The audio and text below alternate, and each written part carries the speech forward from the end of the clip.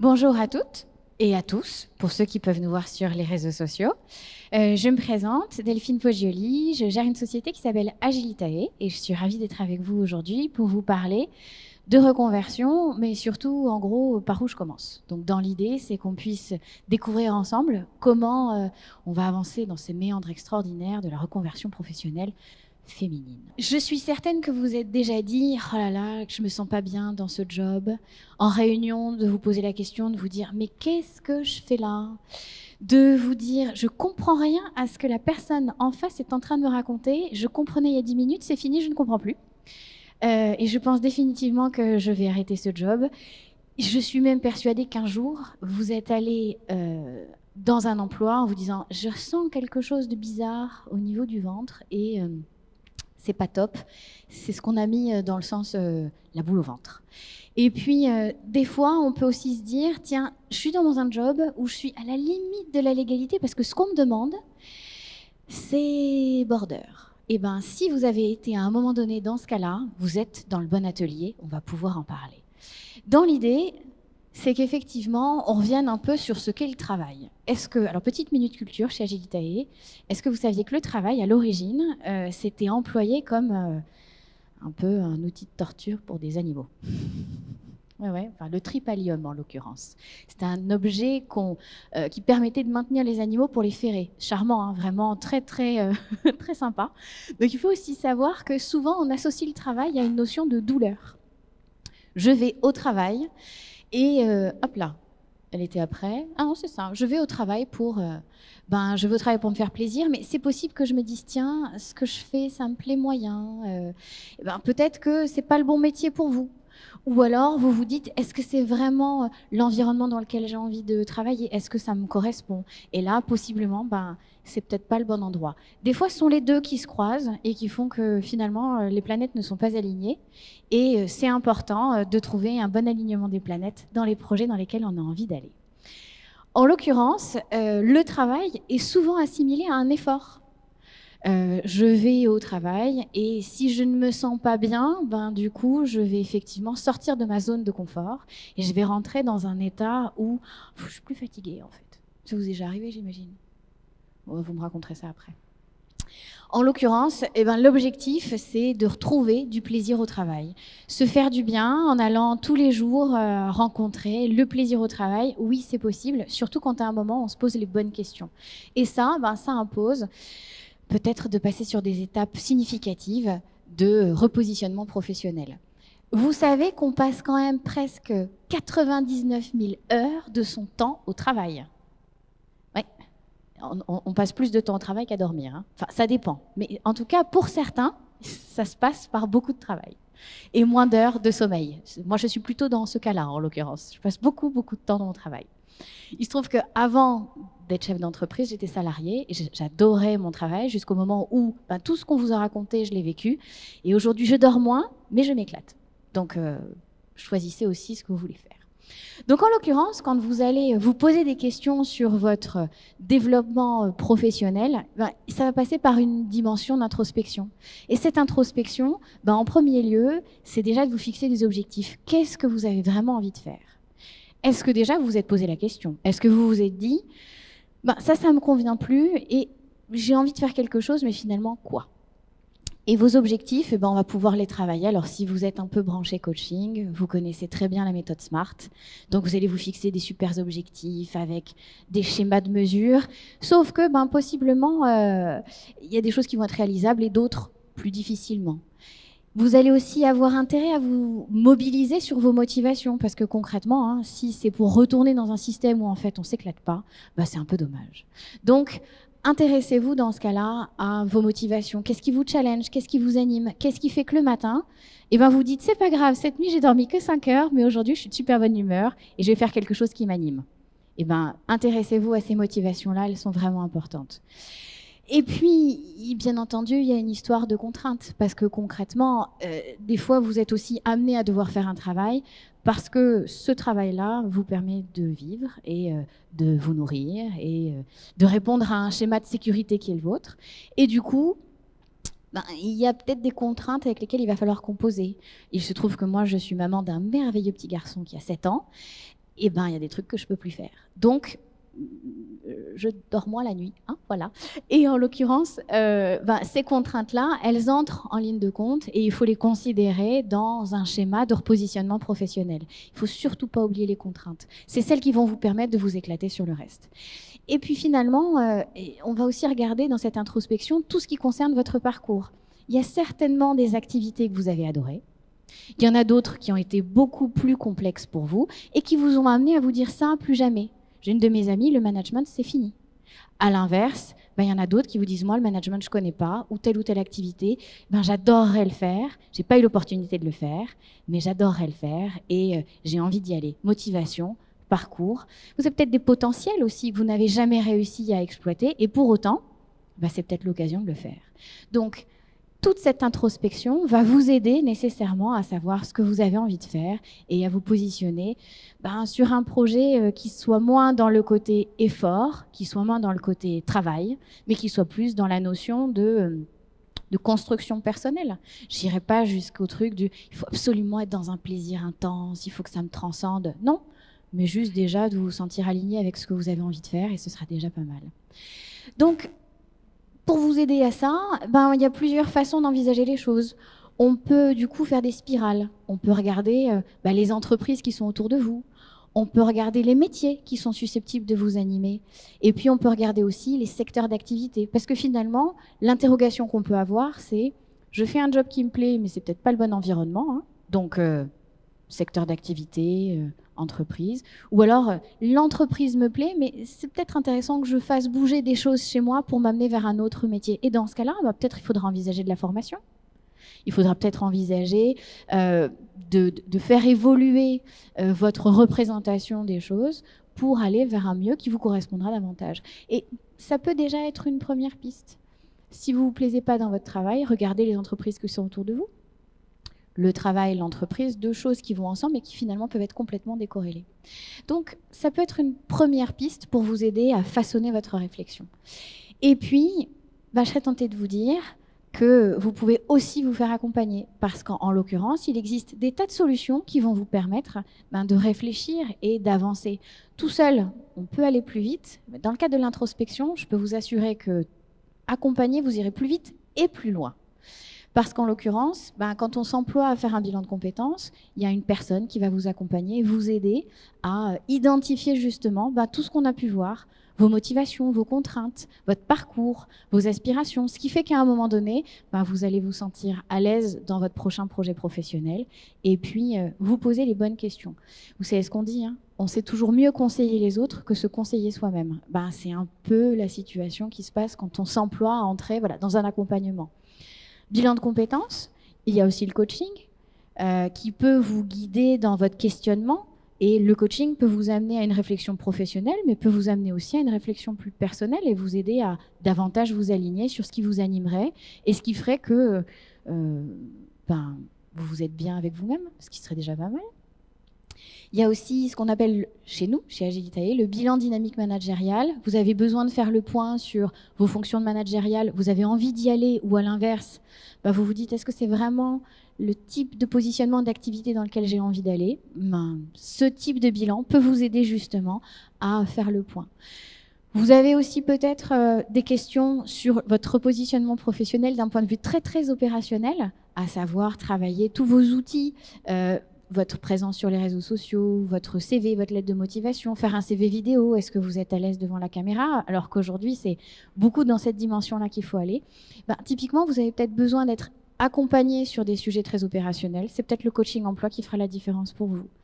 Et puis, après, on entre dans des schémas plutôt de montée en compétences, ou en tout cas de valorisation de l'expérience au travers de la VAE, qui peut vous amener justement à retravailler un projet professionnel. Et puis, un bilan de compétences peut vous amener peut-être à reprendre des études. Pour ma part, ça a été mon cas il y a très longtemps. Donc, on ne va pas s'appesantir sur le sujet détaillé, c'était il y a longtemps. Et puis, il faut savoir qu'on est en plein Parcoursup en ce moment. Si vous avez des enfants, des grands enfants, qui se questionnent sur leur situation d'études à venir, Parcoursup étant d'une clarté, d'une simplicité extraordinaire, vraiment. On peut aussi les accompagner parce que cette question du positionnement personnel en vue d'une orientation professionnelle, ça commence aussi quand ils ont peut-être 15, 16 ans, 17 ans. On a aussi une solution pour les plus jeunes parce que peut-être que vous, en tant que parent, en tant qu'ami, tante, nièce, cousin, cousine, la famille, quoi, peut-être que ce serait intéressant pour eux d'être aussi accompagnés sur ces sujets-là et puis en tant que parent de se sentir aussi soulagé, de se dire que son enfant il peut être positionné dans une voie qui lui correspondra bien. Donc pour le coup, vous pouvez soit vous lancer dans un schéma d'introspection personnelle, soit effectivement identifier une façon de vous faire accompagner pour que ce soit facilitant pour vous. Et en plus de ça, par chance, tout ça, la majorité peut être prise en charge par le CPF. Donc pour vous ou pour un tiers, ça peut être hyper facilitant. Voilà, j'ai été ravie de pouvoir échanger avec vous et de vous partager ces éléments-là. J'espère que j'ai été claire et suffisamment concise. Je vous invite à poser vos questions. Vous êtes combien de personnes à Agilitae et quels sont vos différents profils, s'il vous plaît? Avec plaisir. Alors, nous sommes 15, petite structure. Nous sommes organisés selon des pôles, puisqu'en l'occurrence, on va avoir chez nous, comme dans beaucoup d'entreprises, des activités autour de la com, du marketing, du commercial. Donc, c'est une partie de l'équipe. Et puis ensuite, nous avons des personnes qui sont dédiées chez nous à l'accompagnement en évolution professionnelle sur la partie notamment bilan de compétences ou coaching. On va avoir soit des consultantes chez nous, en l'occurrence, il y en a deux, Clara et Céline, qui interviennent sur ces sujets-là, qui sont des personnes qui travaillent au sein de ma structure. Et puis, il y a quelques années, Agilitae, que j'ai développé il y a 10 ans, s'est développé également sous la forme d'un système d'affiliation qui nous permet en fait d'avoir des indépendants qui interviennent pour réaliser des prestations que nous développons. Et du coup, des affiliés sur la Gironde, nous en avons actuellement 3, une 4e qui arrive bientôt, sur la dimension carrière et qui donc, ces personnes-là peuvent vous accompagner dans la réalisation des prestations que j'ai pu vous présenter juste avant. Leur profil, elles sont, parce que nous avons essentiellement des femmes sur la Gironde et nous avons aussi des hommes ailleurs en France. Ce sont soit des psychologues du travail, soit des personnes qui ont été formées à la pratique du coaching, soit des personnes qui ont déjà une expérience dans l'accompagnement et qui ont été formées ou qui ont expérimenté cette activité-là avant ailleurs. Et soit ce sont des personnes que nous avons, nous, formées sur nos approches et nos méthodes pour nous assurer finalement d'un accompagnement qui soit aligné avec l'état d'esprit aussi et puis la façon dont nous travaillons et dont nous avons à cœur d'accompagner les personnes qui nous font confiance. J'espère que j'ai répondu à toutes votre questions. Est-ce que vous avez d'autres questions? Vous avez d'autres questions, rassurez-moi. Alors moi j'en ai une. Je voudrais savoir combien de temps dure un bilan de compétences? Un bilan de compétences, ça dure globalement 24 heures. On peut être accompagné en fait sur un temps donné de façon très opérationnelle. C'est-à-dire qu'on va identifier en fonction de votre niveau d'autonomie si vous avez vraiment besoin d'être accompagné sur ces 24 heures en présentiel avec un consultant qui va vous tenir la main. Parce que possiblement, il y a des choses que vous allez pouvoir vous-même faire, sur lesquelles vous allez décider d'avancer plus facilement parce que vous avez un certain degré d'autonomie. Et dans ce cas-là, on va ajuster ce temps d'accompagnement avec le consultant ou la consultante et on va venir l'échelonner. Soit on va avoir par exemple 6 heures de rendez-vous en face à face et le reste vous allez travailler de votre côté parce que vous avez un gros schéma d'autonomie. Soit effectivement vous avez davantage besoin d'être accompagné et de ce fait on va prévoir des rendez-vous à peu près à hauteur de 10 heures de rendez-vous en rendez-vous face à face avec un consultant ou 14 heures ou 18 heures. Donc on arrive comme ça à adapter vraiment la typologie d'accompagnement qui va vous correspondre en fonction de votre besoin, de votre situation et puis aussi possiblement de votre capacité de financement parce que vous imaginez qu'au regard de ces différentes propositions d'accompagnement, il va y avoir une tarification qui va être adaptée pour vraiment répondre à une situation personnelle et pas simplement se dire voilà, il y a un format et je rentre dans ce format et si je rentre pas dans ce format, finalement je peux pas avoir accès à la solution.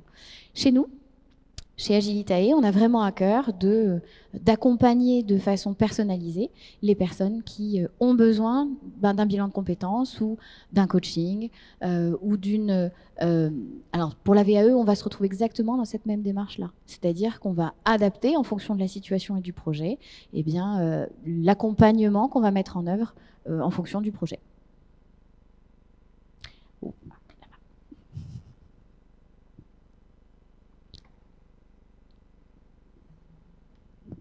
Bonjour, merci. Comment faire la différence entre, comment savoir si on doit s'orienter vers le bilan de compétences ou vers le coaching? Alors, tout va être une question d'objectif à l'origine. Déjà, où est-ce que vous en êtes dans votre situation? C'est-à-dire que avant d'engager un bilan de compétences ou avant d'engager un coaching, vous allez avoir un rendez-vous. Ce rendez-vous, il est toujours gratuit et sans engagement. L'objectif, justement, c'est de vous aider à y voir plus clair dans ce positionnement entre est-ce que j'ai besoin d'un bilan de compétences, est-ce que j'ai besoin d'un coaching, est-ce que j'ai besoin d'autre chose? Peut-être que finalement, je sais ce que je veux faire et donc une autre solution serait plus pertinente pour moi. Donc déjà, il y a ce rendez-vous-là. La personne qui va vous questionner va s'intéresser à votre objectif final, c'est-à-dire qu'est-ce que vous souhaitez atteindre?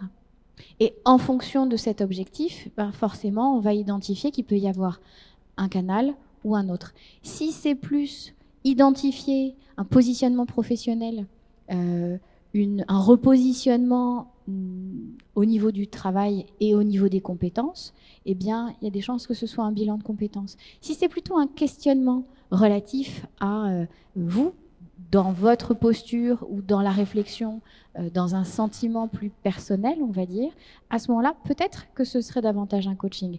Mais la chance que nous avons, c'est qu'en fait, vous avez de plus en plus de consultants en bilan de compétences qui vont avoir une double compétence et qui vont pouvoir peut-être mixer à la fois un accompagnement opérationnel bilan de compétences et une approche peut-être plus coaching sur une posture, un accompagnement pour vous aider peut-être sur ces deux aspects-là. Les deux ne sont pas incompatibles, au contraire, ils sont carrément, ils peuvent complètement se conjuguer. Mais ça va dépendre aussi du professionnel que vous avez en face de vous, et puis de ce dont vous avez besoin, et qui va émerger au moment du rendez-vous. Merci beaucoup. Est-ce que je peux répondre à d'autres questions qui émergeraient, ou j'ai été si performante que vous avez toutes les réponses? Moi, j'ai encore une question. Oui. On est dans un salon de la reconversion professionnelle et donc vous avez fait une reconversion professionnelle il y a quelques années. Est-ce que vous pouvez nous donner un exemple de déclencheur? Qu'est-ce qui a fait que vous avez sauté le cap? Alors, effectivement, moi, je me suis moi-même finalement reconvertie. J'étais salariée et je suis passée dans la phase illuminée de l'entrepreneuriat. Et en l'occurrence, qu'est-ce qui a été un déclencheur? Eh bien, je serais tentée de vous dire que tout ce que je vous ai présenté en amont sur toutes les situations critiques qui ont été ici était ce que j'ai pu rencontrer et ressentir à un moment donné, de plus me sentir à ma place et de me dire que j'avais une autre place ailleurs, en tout cas dans laquelle moi je me sentirais beaucoup plus alignée. Le choix que j'ai fait était plus difficile parce que ça m'a demandé de faire certains sacrifices qu'aujourd'hui je valorise beaucoup parce que ça m'a énormément appris. Et un des éléments déclencheurs, au-delà de ces aspects-là, de me dire c'est maintenant et j'y vais parce que c'est mon moment, je crois qu'en fait c'était vraiment cette phrase-là. J'y vais parce que c'est mon moment. C'est ni lié à une pression sociale, ni lié à un regard de quelqu'un d'autre, mais davantage quelque chose qui faisait écho chez moi en me disant ce que je vivais avant ne me convenait pas. Donc, est-ce que je continue de faire quelque chose qui ne me convient pas? Ou est-ce que je me donne l'opportunité de faire quelque chose qui va désormais davantage me convenir? Et peut-être, alors j'ai la chance de ne pas m'être trompée, mais peut-être que je me serais trompée, après tout. J'ai fait un bilan de compétences qui m'a amené à me dire que c'était plutôt cette voie-là, mais après tout, on peut aussi des fois se mentir à soi-même. Et je serais tentée de vous dire que même si à un moment donné on se trompe, c'est pas grave, on repart. Donc, ça a été le moment et en tout cas, il n'y a pas un jour où je regrette. Ni une nuit. Ou des fois, je dors pas assez. Est-ce que vous pouvez donner une grille tarifaire, grosso modo? Avec plaisir, bien sûr. Alors, de toute façon, les choses sont très claires dans la mesure où aujourd'hui, les bilans de compétences et les accompagnements qu'on peut vous avoir proposés tout à l'heure on a une obligation de transparence en fait sur les tarifications qui nous sont imposées par un label qualité auquel on répond, et pour certaines et certains qui seront informés de ce sujet, ça s'appelle Calliope. Génial, un truc super sympa. À l'aise. Et donc, en l'occurrence, on vient créer une tarification qui se veut transparente en fonction de l'accompagnement et donc, ce que je vous ai expliqué tout à l'heure, d'un volume de rendez-vous et de temps avec un ou une consultante. Ça peut aller de 1 000 € à peu près jusqu'à environ 2 000 ou 2 500 €. Donc, tout va dépendre de votre besoin. On va identifier avec vous quelle est la solution qui va être la plus opportune. Donc, des fois, ce n'est pas forcément celle qui coûte le plus cher. Ce sera celle qui sera le plus adaptée à votre situation et à votre besoin pour répondre aussi à une capacité budgétaire qui est la vôtre en fonction de votre projet et de votre situation. Est-ce que j'ai répondu à votre question? Super. N'hésitez pas à cet effet, je vous invite, vous pouvez consulter l'ensemble des tarifications. Si vous allez donc justement sur cette plateforme moncompteformation.gouv.fr, que vous tapez sur ce merveilleux clavier Agilitae, vous pourrez identifier les différentes actions de bilan de compétences ou de formation qui sont éligibles au CPF et vous pourrez ainsi identifier la tarification qui peut vous correspondre et puis bien sûr déterminer la typologie d'accompagnement qui serait le plus adapté pour vous. Voilà pour vous donner ces éléments. D'autres questions? Eh bien, merci à vous d'avoir été aussi participative et participatif lors de cette présentation. J'ai pris beaucoup de plaisir à vous raconter ma vie et notre métier. Ah oui, sans filtre. Donc, il faut aimer les gens et l'état d'esprit plutôt direct et sympathique et relationnel. Des fois un peu relou, je vous l'accorde, mais ça passe. Je vous souhaite un excellent après-midi, un bon salon et puis au plaisir de vous retrouver. Nous avons un stand qui est juste devant et Enzo, Manon et moi aurons le plaisir de vous accueillir si vous avez des questions complémentaires. À très bientôt.